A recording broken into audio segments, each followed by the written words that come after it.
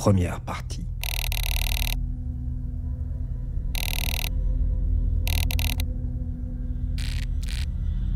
Lorsque l'empereur conduisit ses légions à travers la galaxie lors de ce qui allait devenir la Grande Croisade, ses armées étaient commandées par les Primarques.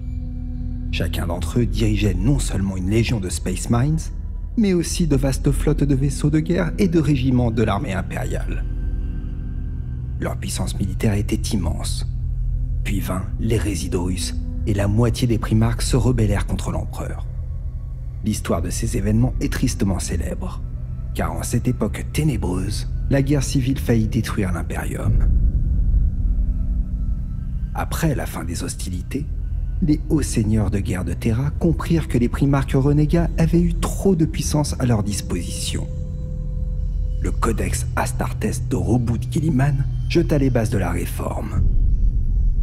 Les vastes légions de Space Marines furent divisées en chapitres d'1 millier d'hommes et rééquipées de barges et de vaisseaux spécialisés.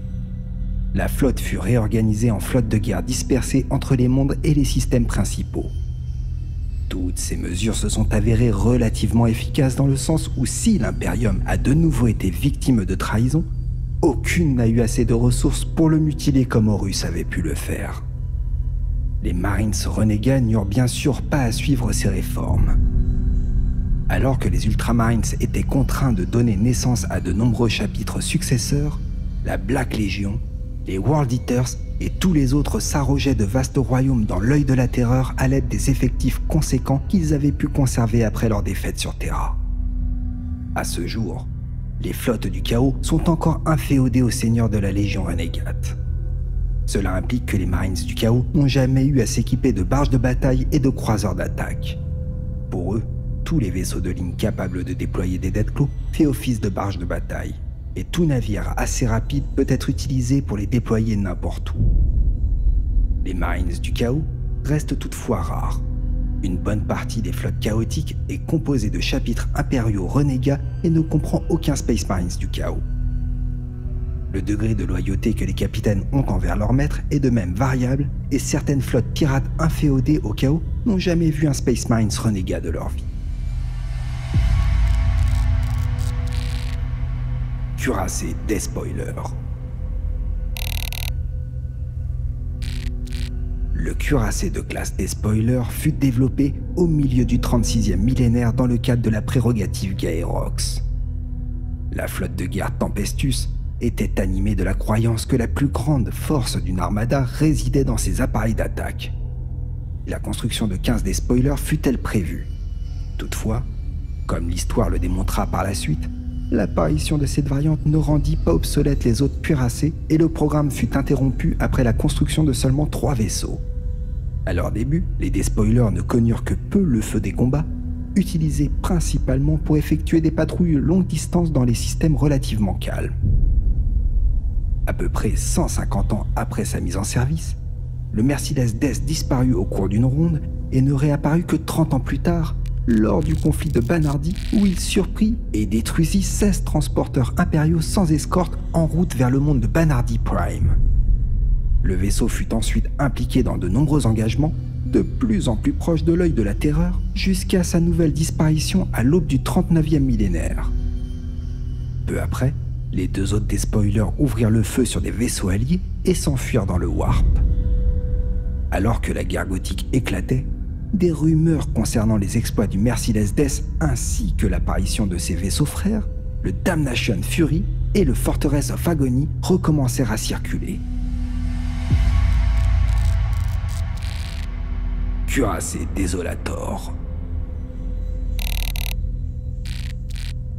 Le cuirassé du chaos de classe Desolator remonte à la naissance de l'Imperium et fait usage d'une technologie que l'Adeptus Mechanicus a depuis longtemps oubliée. Plus aucun vaisseau de ce type ne navigue pour le compte de l'Empereur, mais on sait qu'au moins 5 Désolators ont déserté entre le 31e et le 34e millénaire. De ceux-ci, l'Eternity of Pain, ainsi rebaptisé par ses capitaines renégats, est sans doute le plus tristement célèbre. Depuis sa trahison en 453 du 33e millénaire, au moins 7 cuirassés impériaux ont été détruits par ses puissantes pièces d'artillerie et ses batteries d'armes. Cette abomination est également responsable de la perte d'innombrables vaisseaux plus petits. Le Torment, encore plus ancien que l'Eternity of Pain, fut capturé par les pirates durant la guerre de Spartan après qu'il eut dérivé dans un champ d'astéroïdes minés suite à la destruction de ses moteurs. 78 ans après sa capture, le Torment eut un rôle important à jouer dans l'annihilation des défenses orbitales de Gorissis avant que la planète ne tombe aux mains de pirates à Eldari. Le Torment fut aperçu aussi loin que l'Ultima Segmentum et participa même à l'attaque d'un convoi impérial dans le secteur de Job près du bord septentrional. Croiseur Dévastation. Transporteur robuste et fiable, le croiseur de classe Dévastation est un navire très apprécié des bandes de pirates et des chefs de guerre renégats. Il possède de puissantes lances à longue portée placées de chaque côté, des batteries de turbolasers destructeurs sur la proue et peut lancer un nombre considérable de vaisseaux d'attaque depuis ses ponts d'envol.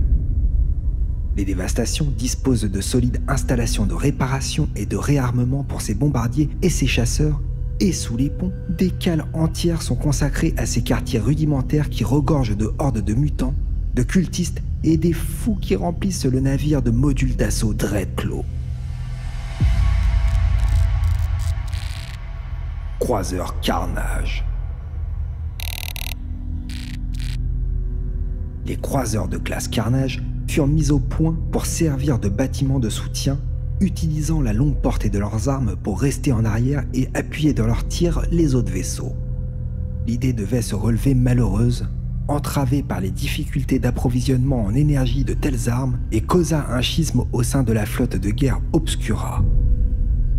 Le premier croiseur de classe Carnage, le Relentless, connut l'épreuve du feu au cours de l'atterrissage de Scalatrax, où il appuyait 6 transporteurs, tandis que ceux-ci essayaient d'établir une tête de pont sur la planète. Lorsque des vaisseaux renégats s'approchèrent du convoi, le Relentless retourna ses armes sur les transporteurs et en détruisit 3. Les vaisseaux restants atteignirent la surface de la planète, mais découvrirent que le site d'atterrissage était occupé et furent rapidement défaits par les renégats. Rebaptisé l'Initiate of Scaratrax, le vaisseau survécut à 3000 ans de blocus et d'attaques de convois, puis fut finalement détruit par des agents impériaux alors qu'il se trouvait à quai dans la forteresse rebelle de Dark Station, située dans le secteur de Priam. D'autres croiseurs de classe Carnage se rebellèrent contre l'Imperium, y compris l'anarchique Vendetta, dont l'équipage se mutina et abandonna les restes mutilés de ses officiers à bord de la station 26A avant de quitter brutalement les docks en causant de graves dégâts. Il dut finalement se désengager après l'intervention du cuirassé de classe Apocalypse Duke Elbrecht. Croiseur Murder. Avant d'être remplacé par le croiseur de classe Lunar, le croiseur de classe Murder était le pilier de la flotte de guerre Obscurus. Presque 500 vaisseaux de cette classe furent construits entre le 33e et le 37e millénaire, mais nombre d'entre eux se rebellèrent et rejoignirent les forces du chaos. Équipés de plusieurs batteries, des meilleurs canons à plasma jamais construits par l'Adeptus Mechanicus, ces navires étaient redoutables à longue portée, tandis que leurs puissants moteurs leur permettaient de rester hors d'atteinte des vaisseaux ennemis moins bien armés.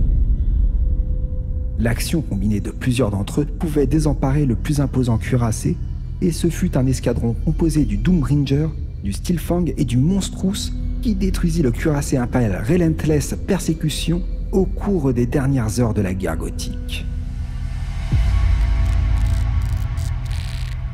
Croiseur Slaughter. Le croiseur de classe Slaughter utilisait des bobines de moteur Scartix, ce qui permettait de bénéficier d'une vitesse bien plus grande que celle de n'importe quel autre vaisseau. Lorsque Dutiful, un croiseur de classe Slaughter achevé en 126 du 34e millénaire, se rebella et bombarda le monde forge de Setlan, les plans des bobines Scartix furent perdus. Certains pensent que le seul but de cette attaque était précisément d'empêcher la construction de nouveaux vaisseaux de cette classe. Le Dutiful fut rebaptisé Soulès par l'amiral Dorez en raison de cet acte méprisable et fut pourchassé par les flottes impériales au cours des 7 millénaires suivants. Il fut finalement détruit au cours du raid Horar, lorsque ses moteurs à plasma furent touchés par l'Imperius, un croiseur de combat de classe Mars. Pour sa part, le Kill Frenzy a une réputation sinistre et est ainsi nommé en raison d'un trait particulier. Lorsqu'il apparaît, le vaisseau émet un unique message sur toutes les fréquences, Kill Frenzy. Le capitaine du vaisseau fait preuve d'un incroyable mépris pour sa sécurité et continue souvent de se battre même après avoir été désemparé. Croiseur lourd Styx. Au cours des 32e et 33e millénaires, le croiseur lourd de classe Styx fut utilisé dans tout le Segmentum Obscurus ainsi qu'au sein de nombreuses flottes de l'Ultima Segmentum. La plupart d'entre eux furent toutefois retirés du service en faveur des nouveaux croiseurs de combat construits sur Mars. Bardé de batteries d'armes à longue portée, en plus de ses vastes ponts de lancement, le Styx était encore plus redoutable que son immense tonnage ne laissait le supposer.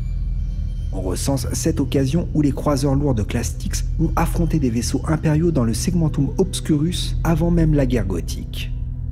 Au cours du conflit, ce chiffre monta à 39 engagements majeurs, ce qui démontre amplement la valeur que leur accordaient les serviteurs des puissances obscures. Bien que 5 vaisseaux de cette classe se soient opposés à l'Imperium au cours de ces campagnes, seuls 2 furent identifiés, le Horrific et le Heartless Destroyer. Ces 2 vaisseaux étaient tous deux demeurés dans les docks de Cypramundi aux premières heures du 33e millénaire et ils agirent par la suite fréquemment de concert. En 299 du 35e millénaire, le plus ancien des deux, le Heartless Destroyer, se retira d'un engagement les opposant à des pillards renégats et son compagnon réduit à l'état d'épave fut capturé. On n'entendit plus ensuite parler d'aucun des deux jusqu'à leur réapparition durant la guerre gothique. Certains des événements qui se déroulèrent lorsque les 2 vaisseaux se battirent côte à côte indiquent qu'il restait quelque inimitié entre eux, et lors de la bataille de Duran, l'Horrific obtint sa vengeance en abandonnant la flotte du chaos lors du dernier assaut, et le Heartless Destroyer se retrouva désemparé avant d'être détruit lorsqu'il dériva à portée des plateformes de défense planétaire. Croiseur lourd Acheron. Le Chaos Eternus est un vaisseau inhabituel sous bien des aspects. Autant que les archives en témoignent, un seul vaisseau de classe Archéon fut construit, afin d'essayer de nouveaux systèmes d'armes obtenus après analyse de vaisseaux anciens et d'origine probablement xénos découverts dans le secteur 51. Les érudits de la flotte impériale sont d'ailleurs divisés quant à savoir si la trahison ultérieure du Chaos Eternus a un lien avec cette jeunesse douteuse. À l'origine, le Chaos Eternus n'avait pas de nom, mais était désigné sous le nom de code BF-67A. Il fut surnommé Chaos Eternus par l'amiral Grove après qu'il eut échappé à sa flotte pour la 4e fois durant le conflit de Skarnorst. Croiseur lourd Hadès. Autrefois considéré comme l'épine dorsale d'une flotte de combat, le croiseur lourd de la classe Hadès est un navire exceptionnellement dangereux et bien armé, une menace sérieuse pour tout navire de ligne. Les croiseurs lourds Hadès peuvent déployer une puissance de feu dévastatrice à longue distance, notamment grâce à leurs 2 rangées de lances et à leurs batteries d'armes lourdes regroupées sur chaque flanc. On soupçonne que le classe Hadès contient certaines bizarreries architecturales non eusidiennes, peut-être placées délibérément par ses concepteurs qui conduisent inexorablement à la folie et au culte des entités du Warp. Quelle que soit la vérité, il est bien connu que le croiseur lourd se retrouve souvent au premier rang des formations de combat des traîtres. Croiseur super lourd répulsive. Le croiseur super lourd était un précurseur du croiseur de combat qui est aujourd'hui le pilier de la plupart des flottes impériales. Rivalisant presque avec les cuirassés du point de vue de sa résistance et de sa puissance de feu, le croiseur super lourd tomba en désuétude lorsque la science nécessaire à la construction de ses moteurs fut perdue. Quelques antiques croiseurs super lourds peuvent encore être trouvés dans les flottes de réserve du Segmentum Obscurus ou du Segmentum Pacificus, mais ils sont désormais obsolètes. Des 25 croiseurs de ce type à avoir renié l'empereur depuis leur mise en service au 34e millénaire, à peine une douzaine a pu être recapturé ou détruit. De ce qui reste, le faux Reaper est le plus actif et il a été aperçu dans une dizaine d'engagements majeurs depuis sa construction par les dieux sombres 23 siècles plus tôt. C'est à lui qu'est due la destruction des installations de l'Adeptus Mechanicus sur AFR 74. Croiseur super lourd Executor. L'Executor n'est de nos jours plus utilisé par l'Imperium. Peu de navires de ce type ont été construits. La plupart dans les chantiers navals d'Hydrafur et des monts de forge alentours. L'Executor était essentiellement conçu pour aligner un grand nombre de pièces d'artillerie navale et en tant que tel, apprécié pour détourner l'attention des ennemis des autres vaisseaux plus lourdement armés. Au cours des siècles, le nombre d'exécuteurs en service a chuté au fur et à mesure de leur destruction. L'un des derniers escadrons sous le commandement du Blood Royal était en garnison parmi les flottes défendant la porte cadienne. Le Blood Royal, son escadron et une dizaine d'autres navires faisaient partie d'une force de poursuite lancée aux trousses de pillards repoussés vers l'œil de la terreur. Aucun de ces vaisseaux ne revint et leur destin reste un mystère. Certains pensent qu'ils sont tombés dans un piège et ont été détruits. Toujours est-il que 5 siècles plus tard, 3 de ces vaisseaux, à savoir le Blood Royal et le reste de son escadron, furent identifiés comme faisant partie de la flotte du maître de guerre Arcaville Spawn. On pense qu'il s'agit des derniers exécuteurs en service. Croiseur super lourd Retaliator. Le Retaliator faisait partie de la flotte de garnison de Galan V qui se mutina contre l'Imperium au 35e millénaire. Après une bataille rangée de 2 jours autour des lunes de la planète, 4 vaisseaux renégats furent détruits, emportant 3 navires impériaux avec eux. Après cela, les rebelles se désengagèrent, quittant le système et effectuèrent un saut warp mené par le navire de commandement de l'escadron, le Phoban. Depuis la trahison de Galan, l'escadron a été vu dans les flottes de 3 maîtres de guerre différents et a été impliqué dans des actions couvrant le Segmentum Obscurus, le Segmentum Solar et l'Ultima Segmentum. Le Phoban et ses semblables ont été aperçus pour la dernière fois lors du raid sur Magellan Prime qui détruisit environ 50% des défenses orbitales de la planète il y a près d'un siècle.